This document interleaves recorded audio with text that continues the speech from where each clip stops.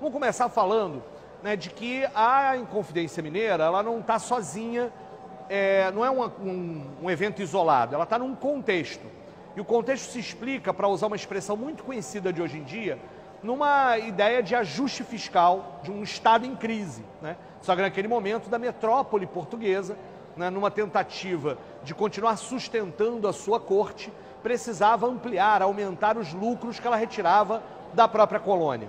Essa é uma situação que estava também acontecendo em outros lugares da América Latina e até mesmo em outros lugares do Brasil.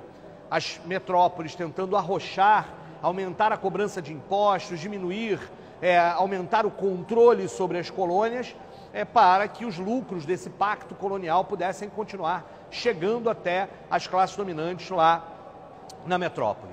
E é exatamente isso que explica a base da questão da Inconfidência Mineira. Ela é uma reação a essa tentativa de arroxo, de controle maior da metrópole sobre a região das Minas Gerais. Então, o aumento de impostos, o aumento do controle contra a própria sonegação desses mesmos impostos e, portanto, o aumento da dominação da metrópole sobre a colônia. Acontece que no século XVIII já circulavam uma série de ideias iluministas. No caso de Minas Gerais, por exemplo, da Inconfidência de Minas Gerais, eles foram muito influenciados pelo que tinha acontecido alguns anos antes lá nos Estados Unidos, nas 13 colônias inglesas da América do Norte. E isso inspirou uma série de pessoas a pensar na questão da separação de parte do território colonial, já que não havia a ideia de Brasil, a parte desse território colonial em relação à metrópole. É isso que dá ensejo à Inconfidência Mineira. Que o pormenor das histórias muitas pessoas lembram, né? Todo mundo passou pela escola, deve ter ouvido falar daquela historinha básica, né? Ou seja, os inconfidentes se reuniram, pensaram, elaboraram um projeto, no final eles terminaram sendo dedurados pelo Joaquim Silvério dos Reis, foram todos presos, dos vários presos, vários foram anistiados, alguns morreram na prisão, e um deles, o Tiradentes, acabou terminando enforcado, né? Foi o que sofreu a maior condenação e foi enforcado. Bom, aqui nós temos algumas discussões que eu acho que são importantes sobre essa situação da Inconfidência Mineira. Uma que ela representa mesmo um momento de questionamento daquilo que parecia a ordem natural das coisas naquele momento, de que esse território fizesse parte de um grande reino português, fôssemos todos participantes do reino português. E, portanto, uma certa discussão sobre a desnaturalização disso que era vendido como algo natural. Segunda discussão importante era qual era o projeto de república dos inconfidentes. E aí é muito importante pensar que era um projeto de república absolutamente limitado, mas ainda assim república. Havia uma perspectiva de construção de uma república, de uma universidade pública, mas, por exemplo, não tocavam na questão da escravidão, porque, na verdade, para garantir o apoio de determinados setores escravistas, os inconfidentes acabaram se omitindo sobre essa perspectiva. Vale lembrar que muitos dos inconfidentes faziam parte da elite lá de Minas Gerais, né?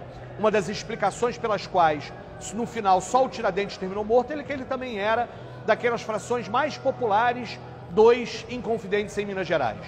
Segunda coisa que vale importar nessa história toda, discussão, é o momento da morte do Tiradentes. Então saímos do contexto lá das Minas Gerais, né? A Inconfidência foi dedurada, houve a repressão, a prisão, etc. O Tiradentes é trazido para o Rio de Janeiro.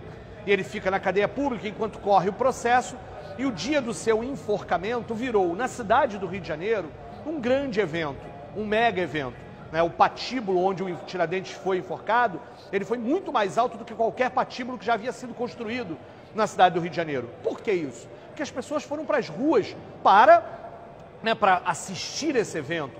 Estavam elas estimuladas pelo governo que dizia que ia enforcar um traidor, né? Era uma versão século XVIII, né, do bandido bom é bandido morto, né? E a população querendo a morte daquele apresentado como traidor. Ele sai caminhando da cadeia pública que ficava onde hoje é o prédio da Alerj. Essa história de parlamento e cadeia, não estou querendo insinuar nada, mas era ali que funcionava a cadeia, né, onde hoje é o parlamento no Rio de Janeiro. E ele saiu caminhando, sendo levado preso até o Largo do Rocio, que hoje é chamado, curiosamente, de Praça Tiradentes. Então nós temos a discussão sobre esse mega evento, sobre como é que o Tiradentes, esse símbolo que foi odiado naquele momento, se tornou um grande herói. E nisso, inclusive, a própria fabricação da memória desse mito, né? Vários historiadores nos dizem que durante o século XIX pouco se falou de Tiradentes.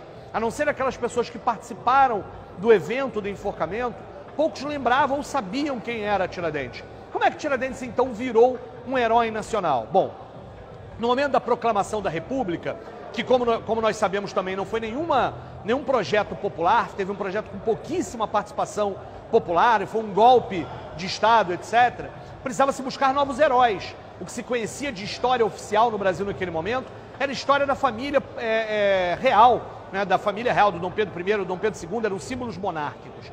Então se resgata a figura do Tiradentes exatamente porque ele era aquilo que eles precisavam, um mártir.